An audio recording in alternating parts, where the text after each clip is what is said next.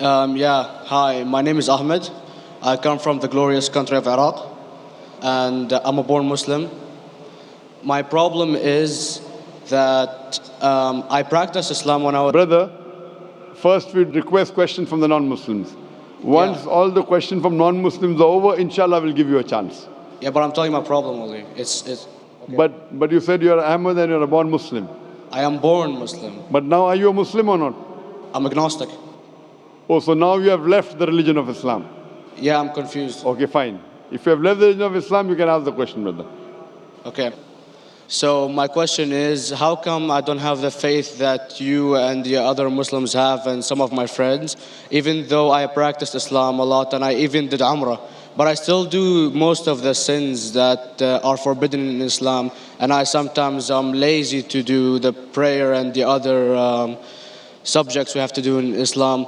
I have read many books and about other religions and conspiracy theories and documentaries and such. I even have seen your own videos on YouTube, and there are many questions that go around my head about Allah and the Messenger and Muslims in general. And basically, the most important question is, you said in one of your debates or questions that Allah is the creator and He's uncreated. But I have realized, how can the uncreated exist? And if He exists, how can we notice Him? How can we see Him or hear Him or feel Him or know of His existence if He's uncreated in our own dimension or so? That's one of the questions. Brother Ahmed said that he is a born Muslim. He comes from Iraq. He read the Quran, he read the books, but he commits many sins. He believes maybe sometimes he's agnostic and he's lazy for praying. Brother, before I answer your main question, if you do sins and if you are lazy for praying, that does not make you a non-Muslim. As long as you believe that praying is fard, sometimes you miss, it's a sin. It's a major sin that you sometimes don't pray, but that doesn't make you a non-Muslim. If you say praying is not required, then you're doing kufr. But if sometimes you do sin, sometimes minor sin, sometimes major sin, it is haram, it's forbidden, but that does not throw you outside the fold of Islam. There are sometimes waswasa of the shaitan asking you, you're a Muslim, but this is wrong in Islam, this is wrong. And it does deviate the person's mind. At that time, maybe your iman may be low. But these things should not make you consider that you're non-Muslim. Regarding a question that I mentioned in my speech, and you're right, that Almighty God is the creator, but He Himself is uncreated. You ask the question, how can the uncreated, how can we see the uncreated? And how it's possible. Allah subhanahu wa ta'ala is Khaliq, is the creator. And by definition, He's uncreated. Because normally people say that when they try and prove in logic that everything has a creator, who created this table, the carpenter, from where he got, from the tree, who created the tree, so it goes back to Allah. So when many of the people try to convince an atheist, they try and say that everything has a creator, and then they get trapped when the atheist asks him who created Allah. So if you hear my tapes, I never go that way. I ask the atheist that how did you come to know about the universe? How did you come to know about the functioning of the stars, of the sun? And he says, and goes back, that the creator. So it's the vice versa. So if you know how to deal with logic, you don't trip over this problem with the atheist trap, the Muslims or the believers, by saying who created Allah. By definition, Allah is uncreated. And if you ask the question, who created Allah? If you have heard my tapes, I give the reply, that suppose a person comes and says that my brother John.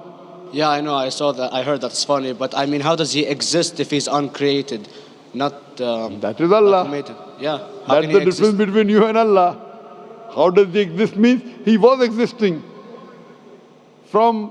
He doesn't have a beginning. You and I have a beginning, that's human being.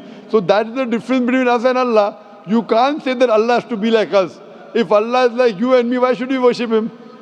I see, but have you heard of the phenomenon, the Big Brother? used by various orders and political agendas to control the people and such by implementing it into multiple gods, and then later on it became a monotheistic religions all over the world to make it easier for Big the Brother, people sorry, to... I've never heard of the religion Big Brother.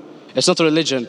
It's like a theory, an idea, basically. For What does it example, say? yes. What does this idea say? What does it say? Is that when you have a big brother, it's easier for you to live life.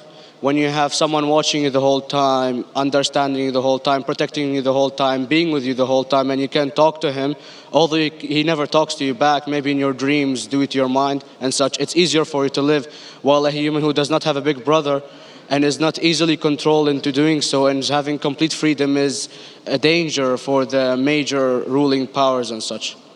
So what does this say? I don't understand. Big Brother may be the Big Brother may not be the. So what does it have to do with Islam and God? What does it have to do? Because basically Allah is watching you the whole time. So you want to say that Allah is like a Big Brother? Indeed, you use him for your protection so you won't be scared. You know what I mean? See, this is the hypothesis. Hypothesis. If you have heard, how do I convince an atheist? If you have heard my answer, that you said that you're agnostic, you're atheist. Yeah. So first thing I do to an atheist is I congratulate him. What? I congratulate him. Have you heard my answer of atheist? Yeah, you congratulate them and stuff. But I haven't seen your debates with the atheist. I just saw your answers on some questions. Fine, so you haven't seen the answer of atheist? No, but I've seen your debate with David William Campbell. And that David William Campbell is not an atheist. Yeah, yeah. Now when an atheist tells me he does not believe in God like your theory of Big Brother, Yeah. and if you believe in that theory, I will ask you, first thing I do to the atheist, I congratulate him. You know why? Yeah, because they think and they don't follow what their parent does and such stuff like that. No. I congratulate him because he is not doing blind belief. The other people are doing blind belief. He is a Christian because father is a Christian. He is a Hindu because father is a Hindu. Most of the Muslims are Muslim because father is a Muslim. He is thinking. He says there is no God. He has said the first part of the Islamic Shahada, La ilaha. The reason I congratulate him is because he has said the first part of the Islamic Shahada, Islamic Creed, La ilaha. The only thing I have to do is illallah, which I shall do inshallah. So if you have heard my answer, an atheist becomes an atheist because he believes in science, he believes in logic.